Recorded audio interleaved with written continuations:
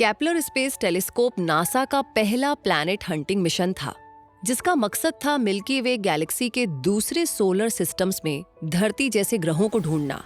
सुदूर अंतरिक्ष में सालों की सर्विस के दौरान केपलर ने ऐसी ऐसी खोजें की है जो वैज्ञानिकों के लिए हैरान कर देने वाली थीं। जैसे अंतरिक्ष में तारों से ज्यादा ग्रह मौजूद हैं और एवरेज तौर पर हर तारे का एक ग्रह तो है ही। नासा एक्सोप्लैनेट आर्काइव के अनुसार नवंबर 2020 तक केपलर को 2392 एक्सोप्लैनेट खोजने का क्रेडिट दिया गया था, जिसमें 2368 पॉसिबल ग्रहों की अभी भी पुष्टि नहीं की गई है। तो आखिर केपलर स्पेस टेलीस्कोप की जरूरत ही क्यों पड़ी? आइए समझते हैं। केपलर दरअसल नासा के साइंटिस्ट विलियम जे बोरुकी का ब्रेन चाइल्ड था। विलियम ने अपोलो प्रोग्राम के लिए साइंस इंस्ट्रूमेंट्स पर काम किया था और नासा में काम करते हुए 1983 से ही बोरुकी एक ऐसे मिशन को लॉन्च करने की रिक्वेस्ट कर रहे थे जो ट्रांजिट के जरिए धरती जैसे दूसरे ग्रहों की खोज का मिशन होगा। ट्रांजिट यानी धरती जैसा कोई दूसरा ग्रह जो अपने तारे के सामने से गुजरता है। धरती के पॉइंट ऑफ व्यू से उसे देखना ही ट्रांजिट कहलाता है। पहले तो नासा इसे टाले जा रहा था, पर 2001 में बोरुकी के मिशन को मंजूरी दे दी गई। वीडियो की शुरुआत में मैंने केपलर को अजूबा कहा था। वो इसलिए क्योंकि केपलर की सुपर पावर थी किसी तारे की मामूली या यूं कहें कि फ्रैक्शन ऑफ लाइट को भी कैप्चर करना। ये एक सटीक फोटोमेट्री प्रोसेस है जो किसी भी ग्रह के अपने तारे के सामने से गुजरने पर होता है। उस टाइम उस तारे की रोशनी थोड़ी मंद हो जाती है, बस केपलर के लिए उतना ही काफी था। जैसे सूरज के सामने से जब बृहस्पति गुजरता है तो वो सनलाइट का लगभग 1% हिस्सा ही ब्लॉक करता है। वहीं धरती सिर्फ 0.01% सनलाइट ही ब्लॉक कर पाती है। 6 मार्च 2009 को लॉन्च किए गए केपलर स्पेस टेलीस्कोप में कटिंग एज टेक्निक्स का इस्तेमाल हुआ था। आउटर स्पेस में इंसानों द्वारा भेजा गया ये सबसे बड़ा डिजिटल कैमरा था। प्राइमरी तौर पर सिग्नस तारा मंडल पर नजर रखने के लिए इसकी तैनाती की गई थी, जहां पर उसे एक साथ लगभग 1.5 लाख तारों पर नजर रखना था और इसीलिए उसके फीचर्स को समझना बहुत जरूरी है। तो लगभग $600 मिलियन या 52 अरब रुपए की लागत से बने इस टेलीस्कोप से ये एक्सपेक्ट किया गया था कि ये सिर्फ साल भर ही चलेगा, लेकिन ये लगभग 10 साल तक अपनी सर्विस देता रहा। इसे Cape Canaveral air force station Florida USA से डेल्टा 27925 10L रॉकेट से लॉन्च किया गया था। इसका कुल वजन था 1039 किलो और इस पर लगे सोलर पैनल से इसे पावर मिलती थी। इसे कमांड्स भेजने के लिए एक्स बैंड और डेटा ट्रांसमिशन के लिए का बैंड यूज होते थे। 95 मेगापिक्सल का इसका कैमरा तब इंसानों के द्वारा अंतरिक्ष में भेजा गया सबसे बड़ा कैमरा था, जो 2200 टाइम्स 1024 पिक्सल्स का रेजोल्यूशन देता था। 115 स्क्वायर डिग्रीज पर इसे धरती के बदले सूरज का चक्कर लगाने के लिए सेट किया गया था और दिसंबर 2011 में नासा ने अनाउंस किया था कि केपलर को उसका पहला ग्रह केपलर 22b मिल गया है, जो कि सोलर सिस्टम के बाहर एक हैबिटेबल जोन हो सकता है। ये टेलीस्कोप इतना काबिल था कि ये धरती से 3000 लाइट ईयर्स दूर मौजूद किसी ग्रह को भी डिटेक्ट कर सकता था और केपलर की वजह से ही वैज्ञानिक इस बात को साबित कर पाए कि ज्यादातर तारों का कम से कम एक ग्रह है।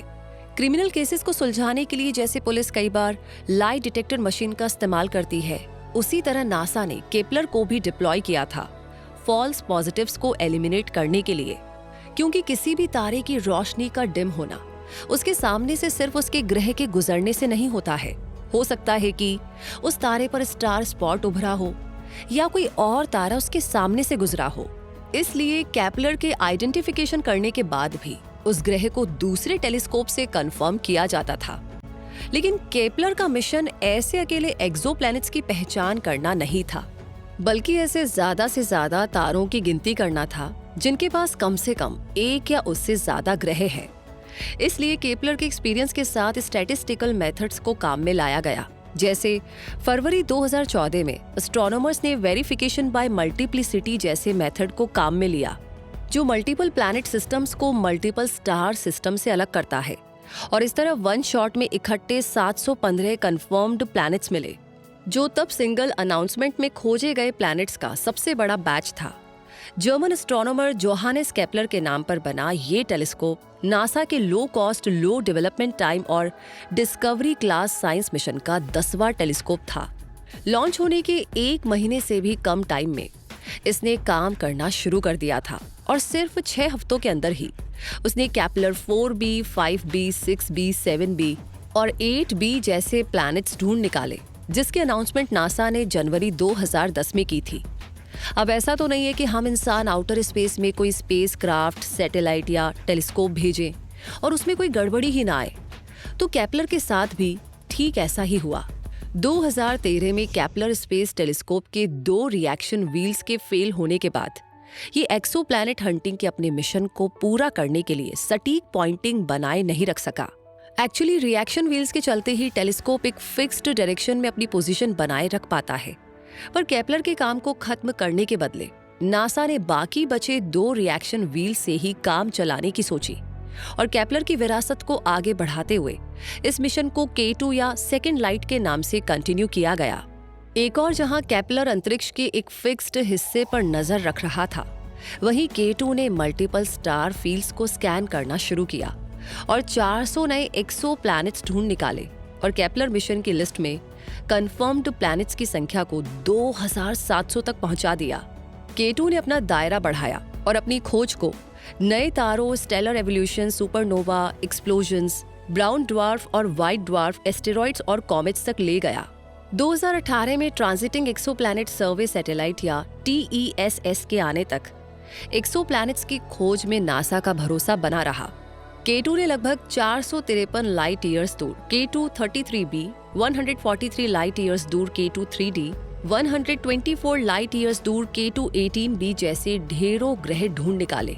K2 416b और K2 417b ये ग्रह गर्म मिनी नेपच्यून है, जो धरती से लगभग 2.5 गुना और 3 गुना बड़े हैं। यही नहीं, K2 ने K2 2016 BLG 0005 LB नाम से भी एक एक्सोप्लैनेट्स की खोज की थी, जो धरती से 17,000 प्रकाश वर्ष दूर था। तो ओवरऑल केपलर और K2 के अचीवमेंट्स और डिस्कवरीज पर अगर नजर डालें तो K2 मिशन भी केपलर प्राइमरी मिशन जितना ही लंबा चला और केपलर के सर्वे किए गए तारों की कुल संख्या 5 लाख से ज्यादा हो गई। केपलर 444 को ढूंढने से पता चला कि ये प्लैनेटरी सिस्टम 1100 करोड़ साल से भी ज्यादा पुराना है, जिसने साबित किया कि ब्रह्मांड में ऐसे भी ग्रह हैं जो मिल्की वे से भी ज्यादा पुराने हैं। इसके अलावा केपलर 62e और केपलर 62f ये 2 ऐसे ग्रह भी मिले जहां धरती से भी ज्यादा पानी मौजूद है और ये दोनों ग्रह लगभग 1200 प्रकाश वर्ष दूर लीरा नक्षत्र में है और इनकी साइज धरती के आकार के बराबर है। अगर आपने स्टार वॉर्स सीरीज देखी है तो उसमें टैटूइन नाम का एक काल्पनिक ग्रह होता है जो एक साथ 2 तारों की परिक्रमा करता है। केपलर मिशन ने ऐसा ग्रह भी ढूंढा, केपलर 16b, जो 2 तारों की परिक्रमा करने वाला पहला कंफर्म्ड एक्सोप्लैनेट है। धरती से केपलर 16b की दूरी लगभग 245 लाइट ईयर्स है। ये ग्रह जिस तारे का चक्कर काटता है उसे एक बार पूरा करने में लगभग 13 साल लगते हैं। तो यूनिवर्स को एक्सप्लोर करने में केपलर टेलीस्कोप ने जो स्टैंडर्ड और बेंचमार्क सेट किया था, आज उसे जेम्स वेब टेलीस्कोप आगे बढ़ा रहा है। जैसे केपलर स्पेस टेलीस्कोप ने 2012 से 2014 के बीच केपलर 51 सोलर सिस्टम की खोज की थी। इसके प्लैनेट्स को केपलर 51b, C, D और E नाम दिया गया है। इन सभी ग्रहों का एटमॉस्फेयर हाइड्रोजन और हीलियम से बना है। इन सभी ग्रहों में केपलर 51e को जेम्स वेब टेलीस्कोप ने ढूंढा था। केपलर 51 सिस्टम धरती से 2615 लाइट ईयर्स दूर है। केपलर 51e को ढूंढ निकालने की कामयाबी से ये बात भी साबित होती है कि टेलीस्कोप से आउटर स्पेस में ग्रह नक्षत्रों को लगातार ढूंढते रहना और डीप स्पेस एक्सप्लोरेशन कितना ज्यादा जरूरी है। इससे ये मालूम करने में और ज्यादा आसानी होगी कि ऐसे ग्रहों का प्लैनेटरी सिस्टम, डायनामिक्स और उन पर जीवन के होने की संभावना कितनी है। पर क्या आप जानते हैं कि केपलर टेलीस्कोप में एक गोल्फ बॉल के बराबर वजन यानी लगभग 50 ग्राम का गोल्ड कोटिंग किया गया था, जो सूरज की रोशनी को रिफ्लेक्ट करता था और सूरज की हानिकारक किरणों के साथ साथ अपने इक्विपमेंट को हीट होने से भी बचाता था। केपलर के बनने से पहले जो ज्यादातर एक्सोप्लैनेट्स ढूंढे गए थे वो सभी जुपिटर या उससे बड़े साइज के थे और वैज्ञानिकों का तो ये भी मानना था कि धरती ही अपने साइज के मुताबिक इकलौती है। लेकिन केपलर ने साबित किया कि ब्रह्मांड में धरती की साइज और उस जैसा एटमॉस्फेयर रखने वाले ढेरों ग्रह हैं, जैसे केपलर 186f और केपलर 452b। और अक्टूबर 2018 में जब केपलर फ्यूल की कमी के चलते जब पूरी तरह से काम करना बंद करने वाला था, तो नासा ने उसे एक फाइनल मैसेज भेजा, गुड नाइट।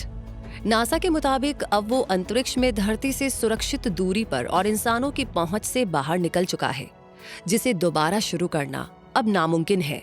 तो उम्मीद है कि आपको केपलर और इसकी काबिलियत का अंदाजा लग गया होगा, जिसने जेम्स वेब टेलीस्कोप जैसे पावरफुल टूल को बनाने की इंस्पिरेशन दी। केपलर के भेजे गए डेटा सेट से आज भी नई खोजें की जा रही है और जेम्स वेब उन्हें अंजाम दे रहा है। इसकी लेगेसी शायद ही कभी खत्म हो, क्योंकि इंसान स्पेस एक्सप्लोरेशन की अपनी महत्वाकांक्षा कभी नहीं रोकेगा। आप भी अपनी नॉलेज बढ़ाने में कोई कमी मत रखिए और देखते रहिए क्विक सपोर्ट। वैसे इस वीडियो के बारे में आपकी क्या राय है कमेंट सेक्शन में जरूर बताइएगा। लाइक ऑलरेडी कर दिया है तो शेयर करना बिल्कुल ना भूलें। तब तक के लिए मैं रूबी पारिक आपसे कहूंगी, हमेशा अपने आप को अपडेट रखें, ग्रो करते रहें क्विक सपोर्ट के साथ। धन्यवाद।